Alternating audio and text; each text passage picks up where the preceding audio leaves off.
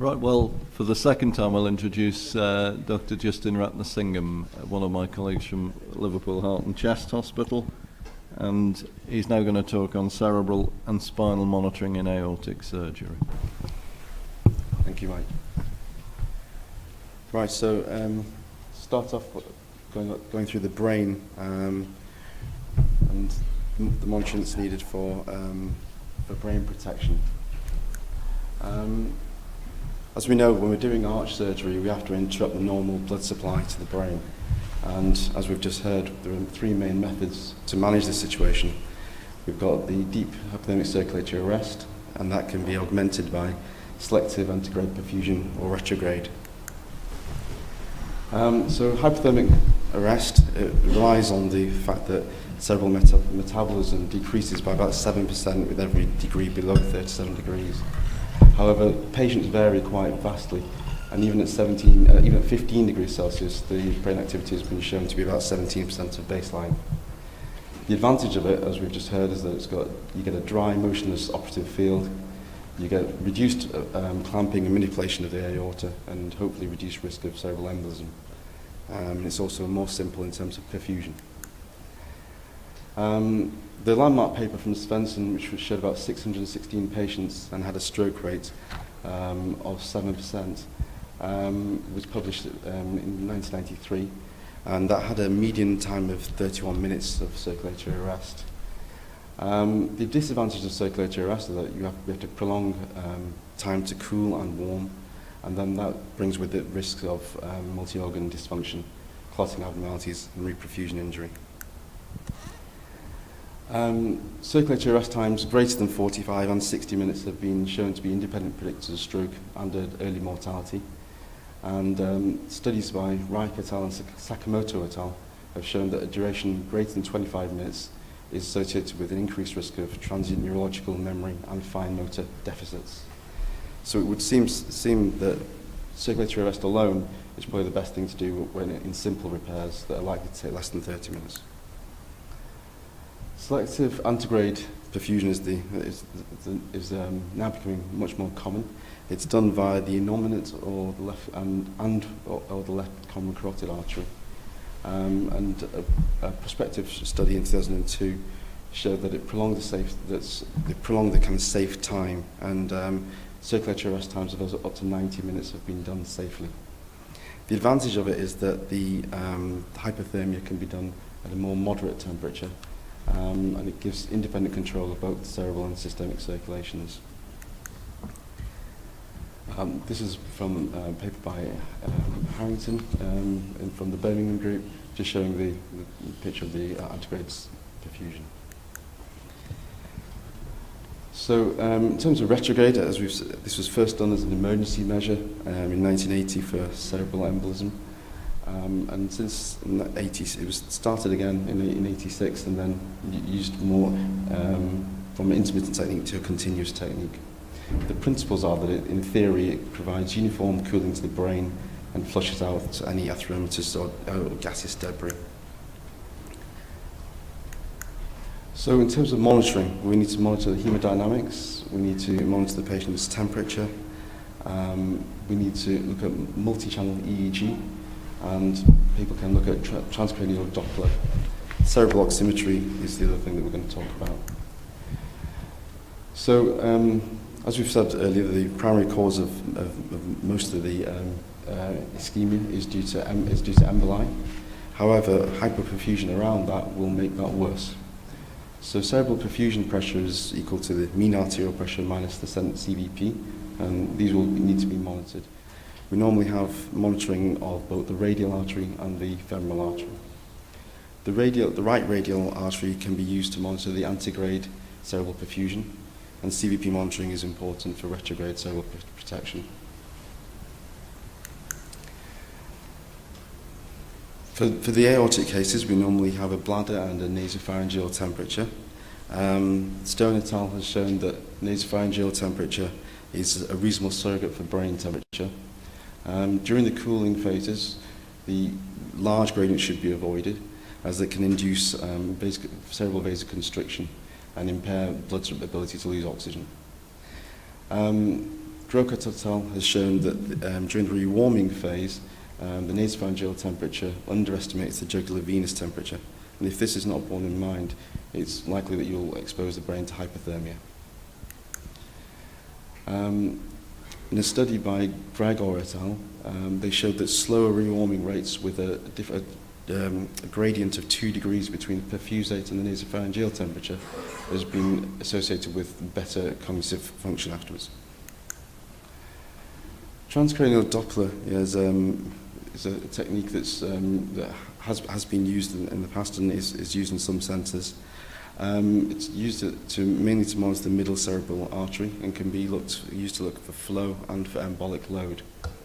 Estrella et al. Have described the use of transcranial Doppler to provide optimal retrograde cardioplegia. This is a diagram of it. The Estrella et al. Described a raised opening pressure that was necessary to initiate flow, and they were then able to maintain the flow at a lower pressure. EEG is being increasingly used in deep hypothermic circulatory arrest as a guide to the end point of cooling. It has an advantage over BIS, which only looks at a single channel EEG.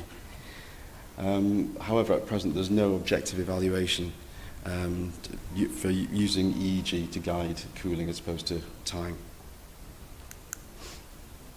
Cerebral Oximetry is the next thing that uses near-infrared spectroscopy. It's looking at about 1 centimetre cubed of the frontal cortex and relies on different absorption of light in oxygenated and deoxygenated blood. It assumes a ratio of 1 to 3 between arterial and venous blood. So when cerebral oximetry was used in cardiac surgery per se, not aortic surgery, the initial data didn't show much improvement. Merkin et al.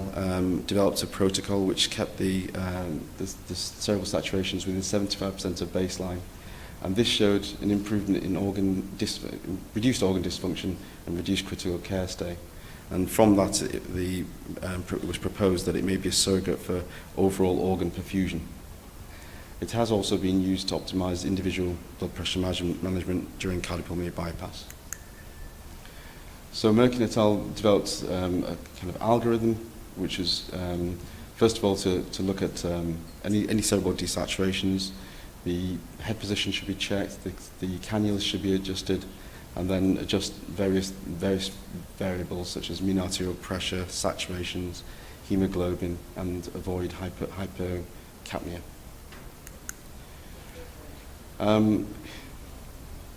Cerebral oximetry in aortic surgery is now pretty widespread use in Western Europe and North America, and especially useful with antegrade perfusion.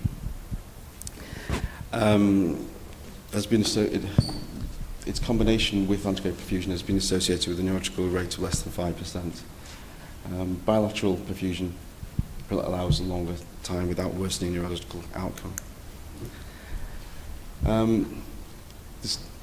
The studies that by Orish Shari et al. In 2004 was a retrospective study and looked at patients with and without neurological injury, and they found that those patients with neurological injury had longer circ-rest times and longer periods of low cerebral stats. Olsen et al. Had reported a study of 51 patients with a stroke incidence of 18% amongst those patients with desaturation episodes. Those without desaturation episodes didn't have a stroke.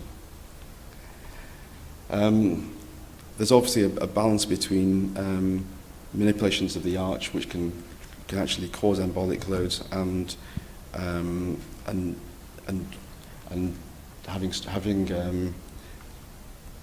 having lesion seat strokes due to poor perfusion. So cerebral oximetry will hopefully be able to guide when to perform bilateral antegrade perfusion or even consider switching to retrograde.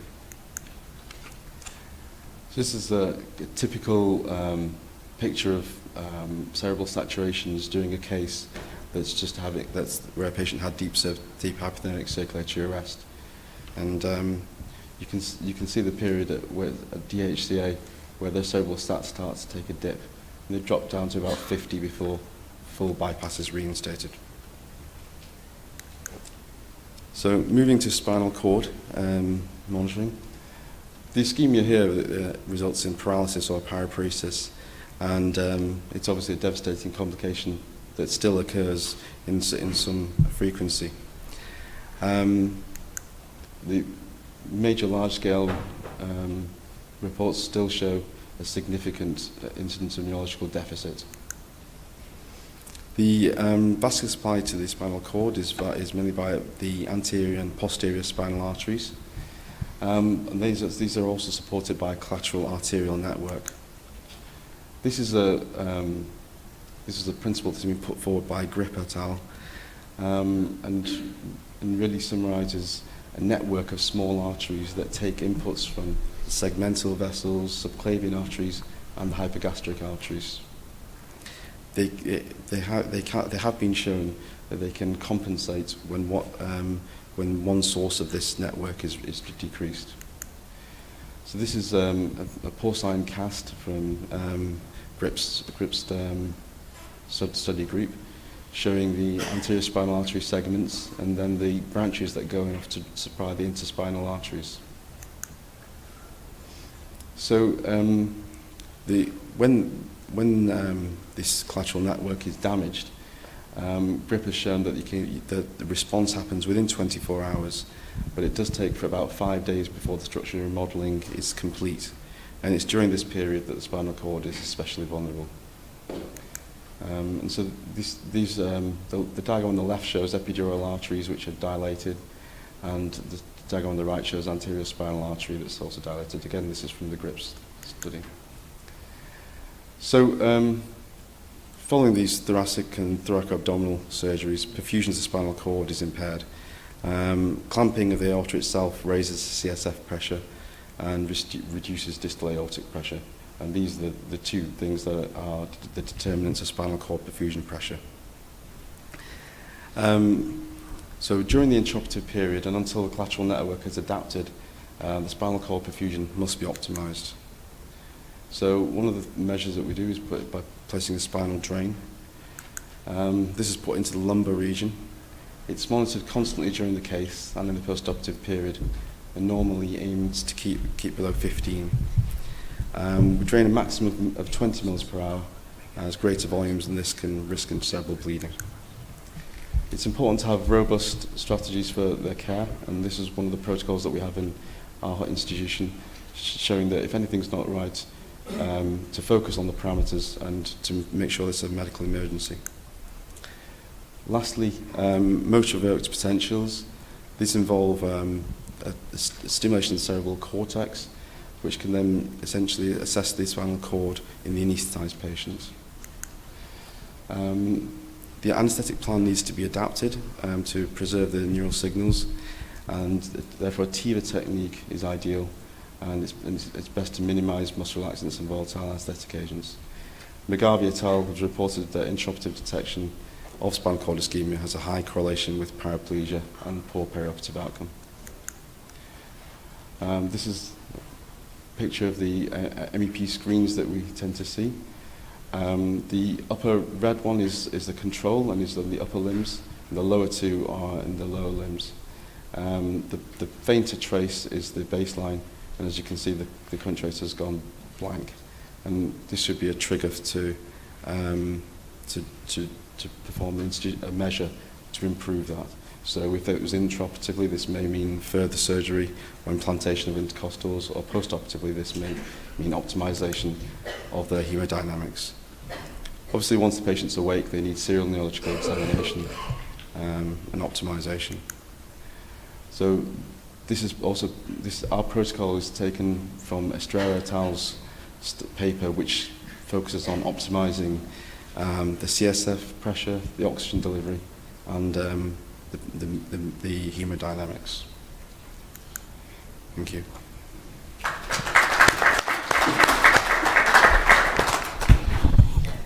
Any question? Please, John. Thank you very much. Very nice talk. When you get an abnormal motor evoked potential, could you just explain to us what measures you take to correct that?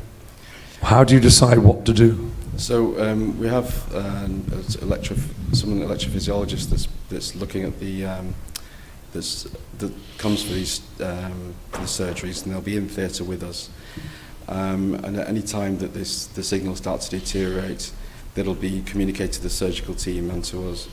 And if we're in the middle of surgery, then they may decide to reimplant extra vessels. We will also raise that, from the anaesthetic side, we'll raise the mean arterial pressure, drain further CSF if appropriate. And those are the measures we tend to take in theatre. Mr. Hughes probably wants to comment. I can supplement that. What we tend to do is, before starting, when we clamp the aorta, I normally wait and see any change in MEP signals, and before I actually open the aorta. And then I can then try to start predicting which segment intercostal I need to reimplant and decide that. And halfway through the operation, his signal starting to come down, then trying to push the mean pressure up, distal flow pressure up, and then drop the CSF pressure to improve the spinal cord perfusion pressure. And then also to ask the technician to check all these electrodes are in the right place. They're not dislodged. That's very important. Sometimes it's a unilateral drop in the signals, very often relating to femoral arterial cannulation ischemia, sometimes relating to wet and then dislodged kind of the electrodes. Can I ask, while you're talking about the monitoring, John, we look at these nerves to see these cerebral saturation, and then when circulatory rest, cerebral saturation starting to drop. It hurts my chest. So we give kind of integrate retrograde any cerebral perfusion to get it back to baseline if we can, and so that make us feel better, and in the hope that we are preventing the brain injury. And in your practice, do you not watch that drop in cerebral saturation during your circulars? We don't monitor the cerebral saturation. We just do the operation, and it turns out okay.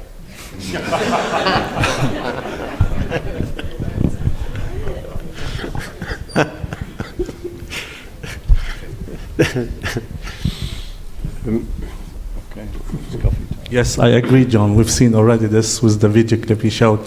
Just an excellent presentation, very informative. Quick question with regards to post-operative MEP. In Liverpool, you monitor post-operatively. Could you just elaborate on that briefly? Yeah, so the technicians that we have actually stay essentially 24 hours and will stay on site. We're in the process at the moment of training up the senior ITU nurses to be able to do it. Once we arrive on the unit and the patient is stable, then we try and wake the patients up to be able to assess them without the MEP monitoring. But until that point, then we will keep MEP monitoring on. Thank you very much indeed. I thank all the speakers and all who participated in the questions. Thank you very much.